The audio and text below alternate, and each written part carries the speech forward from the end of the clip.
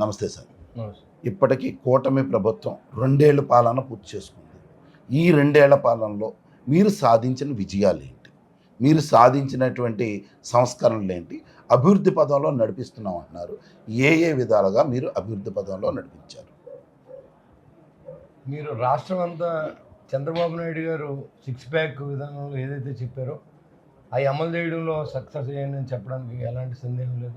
అదే కాకుండా సంక్షేమమే కాకుండా గత 5 సంవత్సరాల్లో ఎక్కడా కూడా రోడ్లు కానీ, కనీస సౌకర్యాలు కానీ, ఒక కాలువలు బాగు చేసుకునే విధానంలో కానీ, మురుగు కాలువలు తవ్వడంలో కానీ, లింక్ రోడ్లు కానీ ఎలాంటి ప్రగతి సాధించకుండా ఆంధ్ర రాష్ట్రాన్ని నిర్వీర్యం చేసి, ఏదైతే పోలవరం కళ ఈ ఆంధ్ర రాష్ట్ర ప్రజల కళని దాన్ని సాకారం చేయాలనే ఉద్దేశంతో పనిచేయకుండా దాన్ని నిర్వీర్యం చేసి, ఏదైతే విశాఖ ఉక్కుని అవసరమైతే రియల్ ఎస్టేట్ చేసి అమ్మేయమని సలహా ఇచ్చినటువంటి వ్యక్తి జగన్మోహన్ రెడ్డి.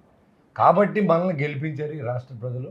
దానికి తగ్గట్టు గడిచిన 2 సంవత్సరాల్లో 5 సంవత్సరాల్లో జరిగిన దానికంటే డబల్ అభివృద్ధిని ఈ 2 సంవత్సరాల్లో ఈ స్టేట్ సాధించిందని చెప్పడం కూడా ఎలాంటి సందేహం లేదు. అవన్నీ కూడా ఇవాళ అన్నీ జరుగుతూ ఉన్నాయి. ఏమేం చేసామనేది కూడా శ్వేతపత్రాన్ని కూడా మేము రిలీజ్ చేస్తూ ఉన్నాం. ఈ 6 ప్యాక్లో మనం ఏదైతే చంద్రబాబు నాయుడు గారు ఇచ్చిన హామీలన్నీ నెరవేర్చడంతో పాటుగా ఇంకా చాలా కార్యక్రమాలు మనం చేసుకుంటూ వచ్చాం. పోలవరం ప్రాజెక్టుని పూర్తి చేసుకుంటాం. వచ్చి 2027 సంవత్సరం పుష్కరాల ముందుగా పోలవరం ప్రాజెక్టుని జాతికి అంకితం చేసే ఉద్దేశంతో ఈ ప్రభుత్వం పనిచేస్తూ ఉంది. అంతేకాకుండా ఏదైతే స్టీల్ ప్లాంట్ మూసేయాలన్నారో దాని లాభాల బ్యాట్లో నడిపించడంలో సక్సెస్ అని చెప్పడంలో ఎలాంటి సందేహం లేదు. అమరావతి నగరాన్ని తిరిగి పరుగులు పెట్టించినటువంటి కూటమి ప్రభుత్వం ఈరోజు రాజధాని ఏర్పాటు చేసిన దాంట్లో సఫలీకృతం అయ్యని చెప్పాలి.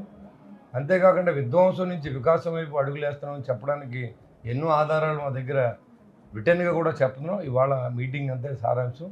కాబట్టి రాష్ట్ర ప్రజలు ఒక డిస్కషన్ జరగవలసిన అవసరం ఉంది. గత 5 సంవత్సరాల్లో ఏం జరిగింది, సరే మన తాడేపల్లిగూడెంకి ఏం జరిగింది, మన ఏలూరుకి ఏం జరిగింది అని ఏ ప్రాంతవాసులు ఆ ప్రాంతానికి అసలు పరిపాలన అనేది జరిగిందా లేదనేది ఒక డిస్కషన్ పెట్టినప్పుడు మనం చేసిన మంచి అంటే ప్రజలకు అర్థం అవ్వాలి. మనం చెప్పుకుని అత్తమానం మేము వచ్చేసాం ఇచ్చేసామని. గత ప్రభుత్వం చేయలేదు కాబట్టి మమ్మల్ని ఎన్నుకున్నారు కాబట్టి మేము బాధ్యతగా పనిచేస్తామని చెప్తాం. మేము అది మాత్రం చెప్పదలుచుకున్నాం.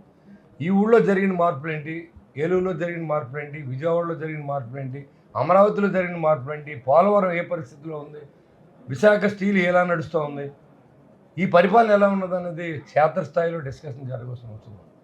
ఆ డిస్కషన్ కోసమే రాష్ట్రం అంతా కూడా ఈ విజయోత్సవాలు పెట్టుకోవడం తప్ప డబ్బాలు కొట్టడానికి కాదు. దయించి ప్రజలందరూ కూడా అప్పటికి ఇప్పటికీ నాడు నేడు తేడా చూసుకోవాల్సిందిగా నేను కోరుతున్నాను. చివరిగా ఆక్వా రైతులు రోడ్డెక్కారు. వాళ్ళ యొక్క సమస్యలు తీరే మార్గం ఏదైనా ఉందంటారా? ఆక్వా రైతులకి ఈ ప్రభుత్వం ఆదుకున్నట్టుగా గత ప్రభుత్వం ఏం చేయలేదు. మేత ధర పెంచింది జగన్మోహన్ రెడ్డి గారు టైంలో మేత ధర పెంచారు. దాన్ని నిన్న కిలోకి 4 రూపాయలు తగ్గించడం కూడా జరిగింది. ఇవాళ ఇండస్ట్రీస్ అన్ని సంక్షోభంలో ఉన్న మూలనే ఇబ్బంది పడుతూ ఉన్నారు. దాన్ని త్వరలో అన్ని యుద్ధం ముగిసింది కాబట్టి తప్పనిసరిగా ఆక్వా రైతులకు మంచి రోజులు వస్తాయి. ఈ పూర్తిగా సహకరిస్తామని మేము చెప్తా ఉన్నాం.